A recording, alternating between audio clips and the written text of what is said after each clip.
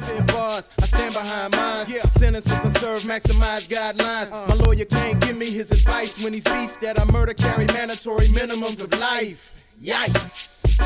In case you didn't get the point, we spit bars. Ladies and gentlemen, welcome to another episode of The Maximum Sentence, where there's conviction behind the bars.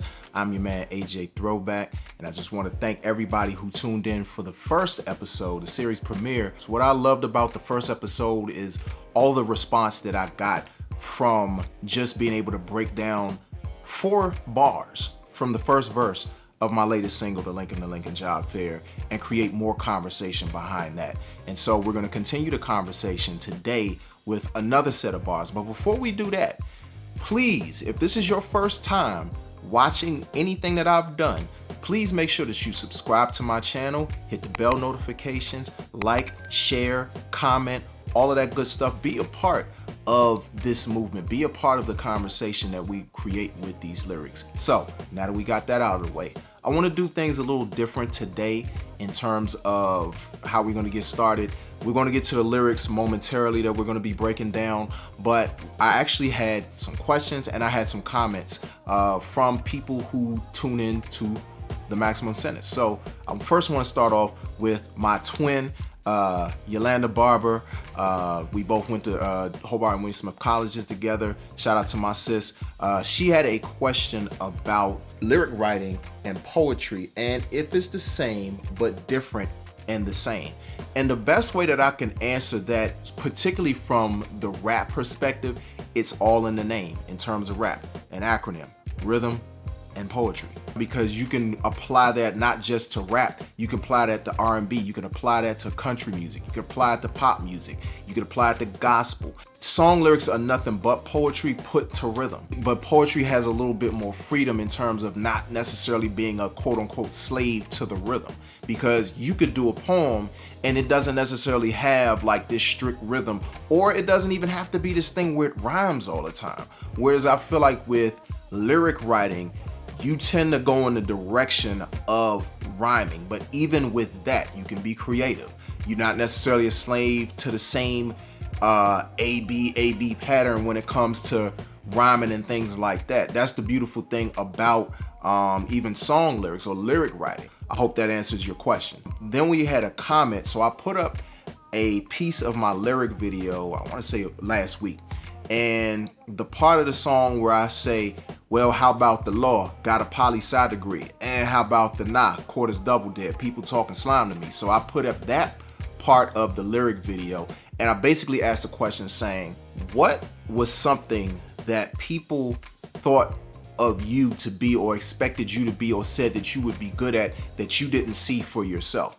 And so my friend, fellow artist, dope artist, by the way, and huge supporter of everything that I do, my sis Lady C, she said, my dad thought I should be a politician and I knew that wasn't my lot in life.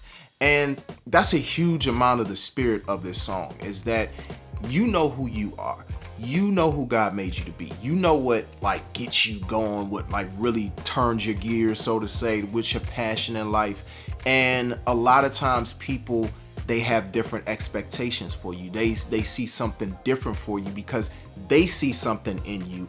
Or it could be a thing where they're projecting what they wanted to be and they see just a glimmer of what you could possibly be. And they say, oh, that's you. But that's not always the case. And knowing your lot in life is very important as an artist, as whatever it is that you aspire to be. So Lady C, thank you so much for making that comment. And Youlanda, thank you so much for asking your question. Now, we're going to get to the lyrics. This is basically a people's choice. These lyrics come courtesy of my bro, a dope artist, young artist at that, somebody who truly appreciates the art at his age. I love to see it. Shout out to the homie Ice Karim on IG. He's Ice Karim Raps. So he sent me a DM and he said, these bars right here sold me. Bama's cough, sneeze, hack at my path like pathogens. So when I get exact in the facts of what passion is, supporters like food in a bomb shelter, they ration it. Cause I feel like a lot of artists can relate to those bars. I'm not going to limit it to artists. I'm going to say people, period. You could bring whatever it is that you feel like you're the best at, or you're good at, you're talented at, you're skilled at, that God made you special to do. And you bring this to people. And a lot of times they're not as sold out on your dream or your vision for yourself as you are. And I was very purposeful with mentioning Lady C's comment before I mentioned that particular set of bars that Ice Karim mentioned in his DM to me. And so I want to actually play a little bit before the line that he mentioned, a little bit after the line he mentioned, and break that particular set of lyrics down. So let's go ahead and show that real quick. We're having these massive imaginings. Bama's called C's, hacking my path like pathogens. So when I get exact on the facts of what passion is, support is like food in the bomb shelter. They rationing, dry, package him, chill. Let's start off with the part where I say, problem with having these massive imaginings. Bama's cough, sneeze, hacking my path like pathogens. You have all of these visions for yourself. You have all of these dreams and aspirations for yourself that you see for yourself because you see where your life is going. No matter what it is, you could be an artist, you could be a doctor, you could be a lawyer, you could be a ball player, you could be a teacher, no matter what, you could be a garbage man. You know what I'm saying? And there's no shame in that. Whatever it is, whatever you aspire to be, an entrepreneur, a banker, whatever. You see these things for yourself because you recognize what really gets you going. But a lot of times when you bring those dreams to other people, they don't know how to take it. They don't know how to respond to it. So they'll give you pretty much every response but the response that you need in terms of support in order to really get you to that next level. And it feeds off of, what we talked about last week, but it's a little bit different because my mom never discouraged me from being an artist in the sense of she never thought that I wasn't talented. She was just trying to protect me.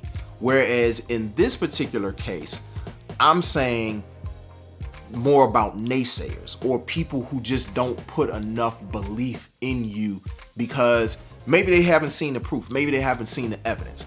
I'll give you a perfect example. For me, because I've been good at so many different things, whenever I've talked about being a creative, and it could be a creative in the sense of being a rapper, being a producer, whatever, everybody knows somebody who raps. Everybody knows somebody who makes beats. So to hear me say that, people not always necessarily sold on the idea of me doing it. And I get it because so many people do it. It's a very heavily saturated market to be an artist. But at the same time, it's like, but then you tell me to be this or you tell me to be that. And it's just like, that's cool, but that doesn't really get my juices flowing. There's not a fire lit under me to do that.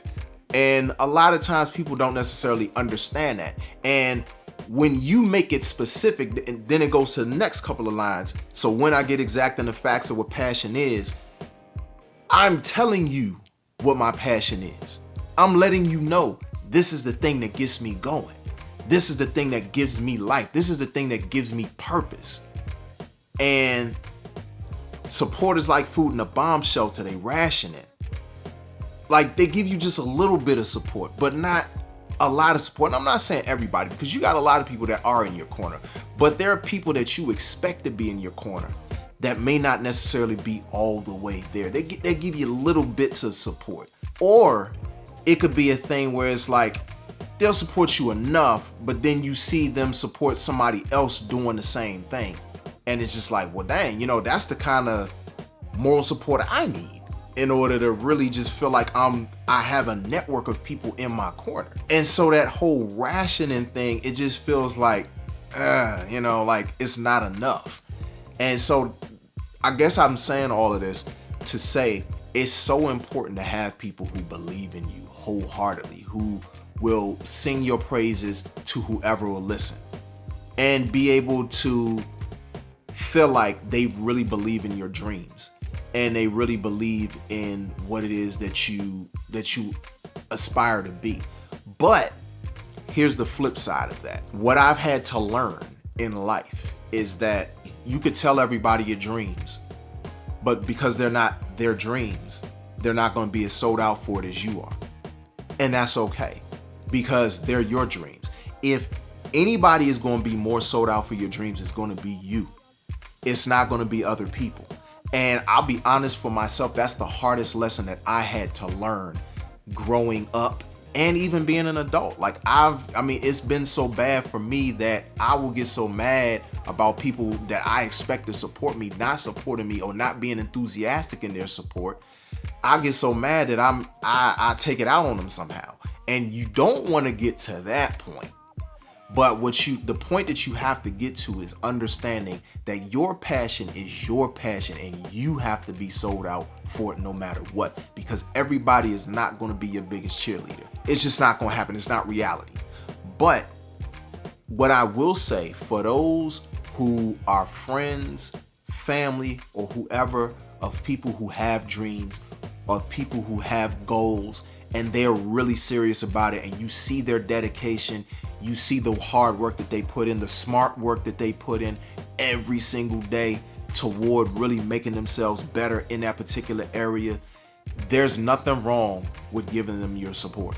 There's nothing wrong with telling them, hey, you can do it, instead of trying to put some vision that you have for their life onto them, because it's their life. You will not want anybody to do that to you.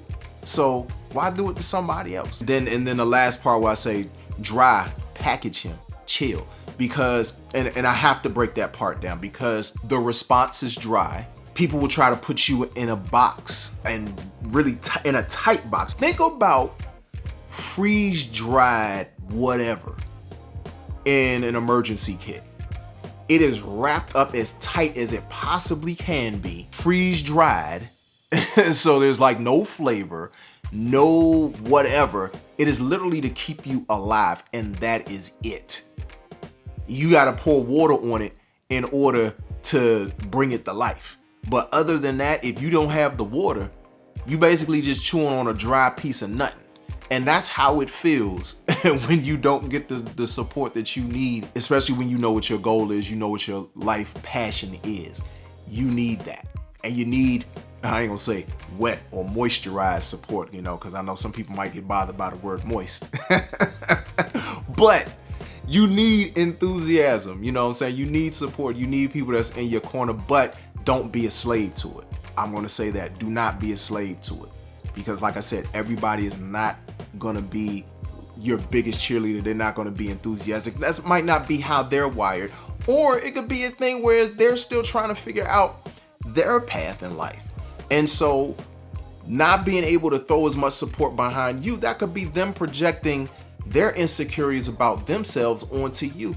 And that's why you shouldn't take it personal. That's my 2 cents regarding those particular bars from the Lincoln & Lincoln Job Fair. And I think that's a good way to wrap up verse 1. So what I need everybody to do, once again, please, if you've enjoyed this conversation, please make sure that you like, comment, share this episode of The Maximum Sentence. Also, please subscribe to my YouTube channel. Hit the bell notification so that when I go live or when I premiere a new video, you'll be the first to know, and you can tap in and you can say first, like my homegirl Lady C tends to do. You know what I'm saying? So also, please make sure that if you don't have a copy of my brand new single, The Lincoln & Lincoln Job Fair, please make sure that you go get your copy. You can go to my website, BAMMLLC.net. That's BAMLLC.net. From my website, you can actually, if you are more of a streamer, that's cool. You can go to your streaming service from my website. So click on the song, you can go to the streaming website and you can enjoy it there. But I ask this, if you're going to stream it, I ask this, please play the song in full, add it to a playlist. It helps with the algorithms and everything with us artists, especially us independent artists. We need as many plays and streams and all of that as we possibly can, but I prefer everybody buy the single if you possibly can. Thank you very much. You can go to my Bandcamp page, ajthrowback.bandcamp.com, and if you're not already following me on social media, you can find me on Facebook and Twitter at AJ Throwback, and you can find me on Instagram and TikTok at a.j.throwback. So, until the next time, for the Maximum Sentence, where there's conviction behind the bars, I'm your man AJ Throwback.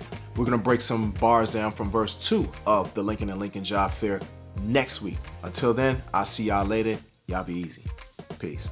Saying I should do this, do that. Whole time they really saying screw this, pursue that, but I ain't